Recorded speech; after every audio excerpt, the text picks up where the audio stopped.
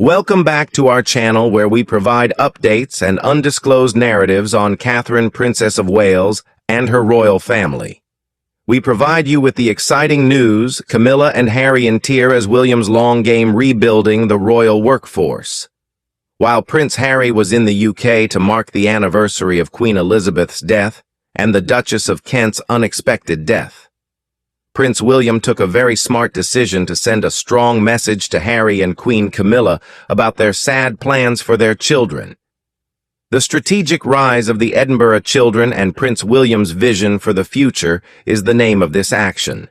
Even minute alterations have the weight of seismic upheaval in the British monarchy, which is now undergoing a calm and planned recalibration under the leadership of King Charles III. Despite the fact that Buckingham Palace has been an institution that has been characterized by unchanging tradition for a very long time, a new age of pragmatism is beginning to emerge, headed by the king and his heir, the Prince of Wales. In the midst of the grand narratives of succession and modernization, the changing status of the children of the Duke and Duchess of Edinburgh, Lady Louise Windsor, and James, Earl of Wessex, has become a focal point of intense interest. This is because it provides a compelling glimpse into the future architecture of the House of Windsor. The latest automatic change in their titles, which came about as a direct result of their father, Prince Edward, being elevated to the position of Duke of Edinburgh, has sparked discussions that extend far beyond the confines of the castle. However, royal experts do not consider this development to be only a question of heraldry. Rather, they consider it to be an important move on the royal chessboard. This development is taking place under the careful eye of Prince William, who continues to look ahead. This indicates that the two youngest grandchildren of the late Queen Elizabeth II may no longer get the calm and secluded upbringing that was painstakingly created for them. Additionally, it suggests that their strategic relevance is being overlooked in a monarchy that is struggling to deal with a decrease in the number of working members. The narrative does not include a sudden edict, but rather a steady and careful repositioning of the situation. This is a story that ties together the heritage of Prince Philip, the unwavering allegiance of the Edinburghs, and the clear-eyed vision of a future monarch who is getting ready to restore stability to the crown in the 21st century. As Buckingham Palace navigates its most momentous change in 7 decades, the debate is no more about whether the next generation will step up.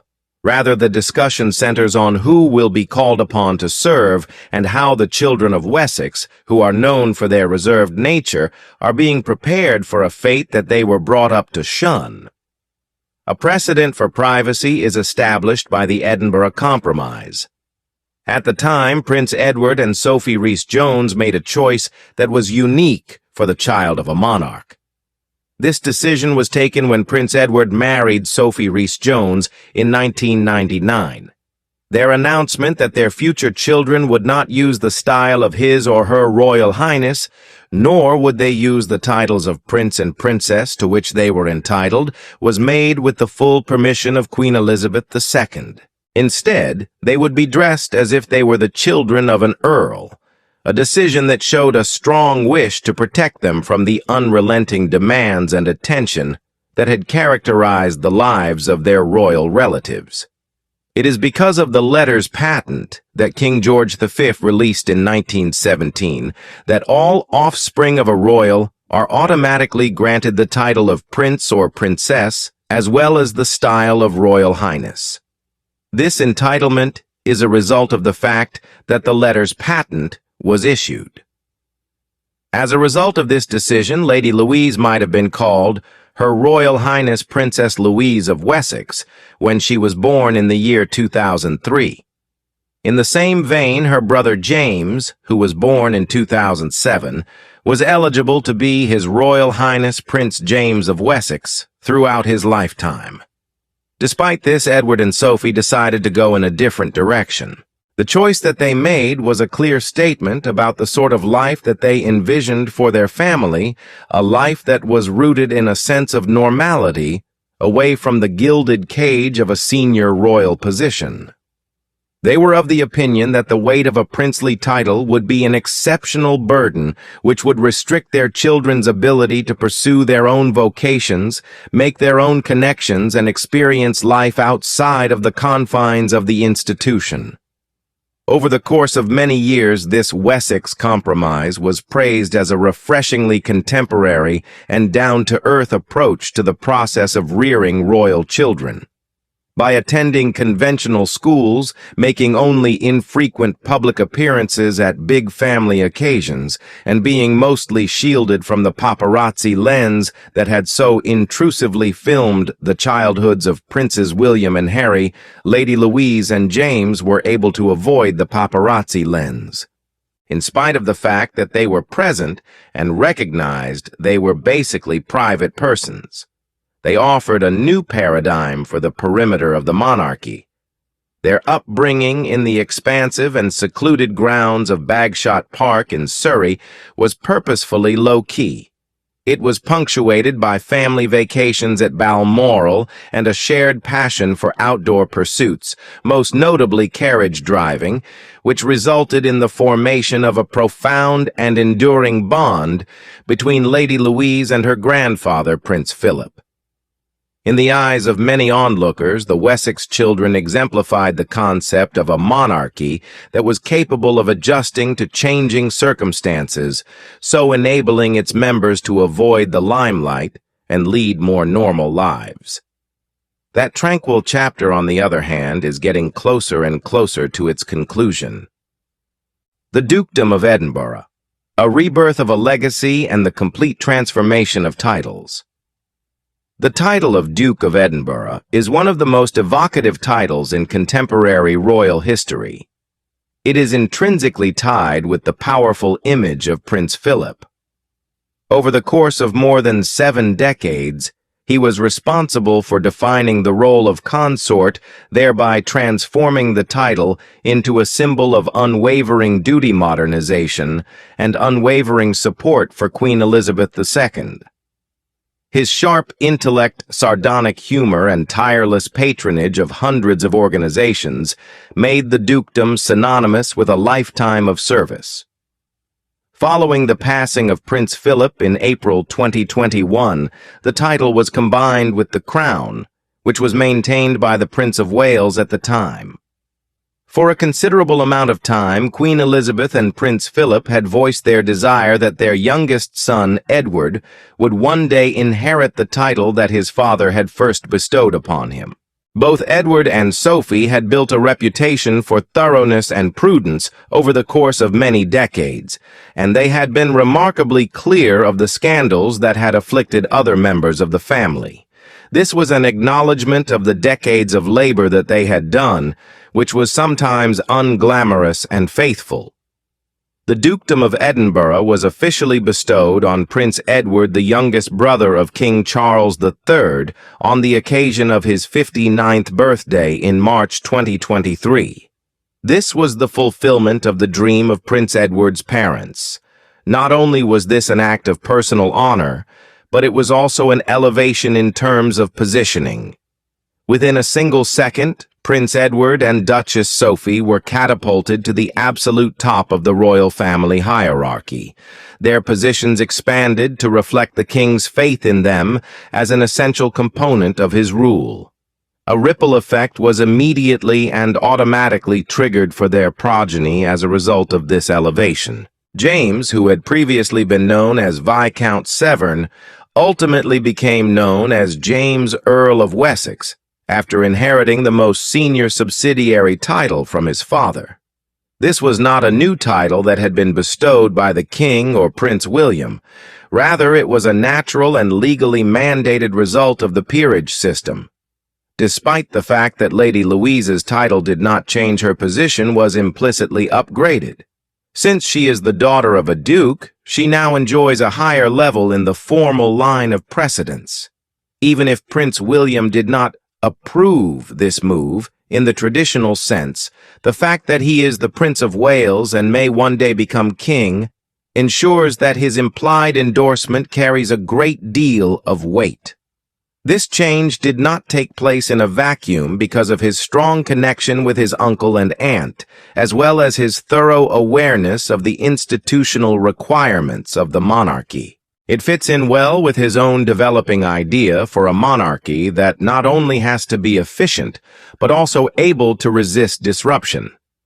William is appreciating the crucial function that they play in ensuring that the institution has sufficient skilled and respected persons to bear the burden of public responsibility by recognizing the elevation of the Edinburgh line. Their new titles put them firmly on a road toward increased prominence and expectation, and the calm years that the Wessex children had been experiencing were finally ended. Profiling a future of service. An examination of the next generation. The transition of Lady Louise and James Earl of Wessex from the shadows of their private upbringing into the public awareness has been a lesson in meticulous management. This transition has occurred gradually over the course of many years. Every aspect of their look has been evaluated, and every function has been given great weight, providing insights about the people they are developing into and the roles they could play in the future. The scholar with a sovereign's poise. Lady Louise Windsor may be described as, royal watchers have been intrigued by Lady Louise Alice Elizabeth Mary Mountbatten Windsor ever since she was born. She has always conducted herself with a sense of serene majesty. Throughout her journey, she has maintained a conscious equilibrium between her own personal ambitions and a profound respect for the traditions from her family.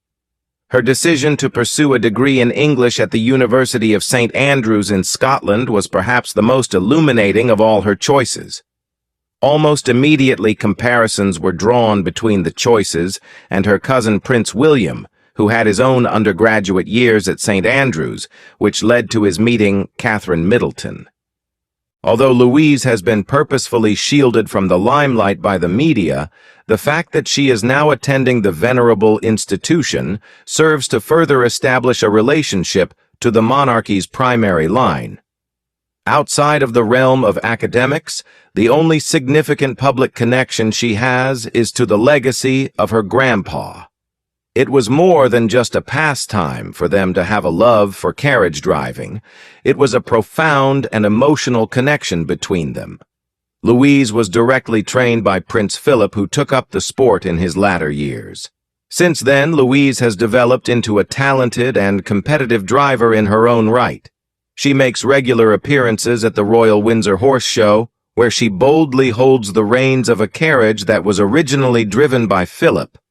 This is a strong and moving sight. This is a living homage that demonstrates a commitment to maintaining the heritage of the family, not through the acquisition of titles, but rather by the shared passion and devotion of the family. Over the last several years, Louise has become more self-assured when it comes to taking on ceremonial duties. It was a moment of great maturity as she stood guard at the coffin of her grandmother in Westminster Hall with her brother and cousins. Her presence was composed and sad throughout the vigils that were held for Queen Elizabeth II. It was a proclamation that she was prepared to take the stage as a representative of her generation, and she declared it in silence. Furthermore, while the palace has not verified the rumors, it is believed that she joined the University Officer Training Corps (OTC) when she was attending St. Andrews. This indicates that she has a personality that is bent toward discipline and service, which are attributes that are highly prized within the royal family. The way forward for Louise is becoming more transparent as a result of the implicit support she receives from the Prince of Wales. The day will come when she must decide whether she wants to pursue a profession in the private sector or a life as a working royal. There is a growing likelihood that the latter is correct. It is possible that an offer of a ducal title in her own right might be made to her at some point in the future upon her marriage. This would confirm her status as a senior member of the company and a vital female role to assist the future Queen Catherine. Earl of Wessex James, sometimes known as the Quiet Heir. Even more secretly than his sister James Alexander Philip, Theo Mountbatten Windsor, who is now the Earl of Wessex, was brought up in a more individualized environment. For most of his life, he has served as a sporadic presence at family gatherings. He was a little kid who spent his childhood at Bagshot Park, where he was nearly fully hidden from the public view. The decision to send him to Eagle House School, a conventional preparatory school located in Berkshire, so that he could get an education in a setting that was consistent and typical, was made. His move into the public realm has been even more modest, which has made the occasions when he has been in the limelight all the more noteworthy. His most significant public moment, similar to that of his sister, occurred during the period of mourning for Queen Elizabeth II.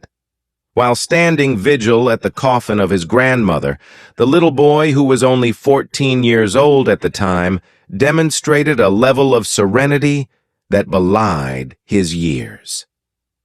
The earnestness and concentration that he displayed while wearing a formal suit was seen by millions of people all across the globe. He stood shoulder to shoulder with the older and more experienced royals. A peek of the young man, who now stands closer to the heart of the monarchy, was shown to the country in a manner that was both subtle and profound.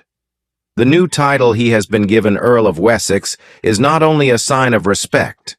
With the exception of the Dukedom of Edinburgh, it is a substantial peerage title that he will one day inherit in its entirety unless the crown chooses otherwise. This establishes him on a predetermined path of aristocratic and royal obligation, with a definite trajectory. Even though he is still in the process of finishing his schooling, the title itself acts as a signal of his potential significance in the future. He is no longer just known as James Windsor, but rather as a peer of the realm who has a clear relationship to the legacies of service that were passed down to him by his father and grandfather. Considering that Prince William is well known for his protective instincts toward younger members of his family, it is certain that he is aware of the strain that this new rank involves. This desire to see James absorbed into the system in a gradual and helpful manner, therefore preparing him for a future in which his presence would not only be welcome, but vital, is likely the source of his support for the Edinburgh family. The William Factor. The process of creating a strong and contemporary monarchy. Currently, the royal family is in a position that may be described as both expanding and contracting. The idea of a slimmed-down monarchy, which King Charles has been advocating for a long time, is now a distinct possibility. Unanticipated occurrences, on the other hand, have sped up and made this method more difficult to implement. A considerable hole has been left behind as a result of the departure of the Duke and Duchess of Sussex to the state of California, as well as the effective withdrawal of Prince Andrew from public life. The number of senior working royals is lower than it has ever been in the history of living people, which places a significant amount of pressure on the surviving members of the royal family, notably the King-Queen Camilla and the Prince and Princess of Wales. As the heir apparent, Prince William is painfully aware of the structural vulnerabilities to which the country is exposed. He is a pragmatic at heart, and he is aware that in order for the monarchy to continue its vast task of patronage, community participation, and national representation, it needs more people to assist it. His goal is not only to reduce body fat, rather it is to construct a squad that is robust and efficient for the future. Due to the circumstances, Lady Louise and the Earl of Wessex are not only members of the same family, but also valuable assets. It is because of their flawless upbringing, which was devoid of scandal and controversy, that they are great prospects for future jobs in royal households.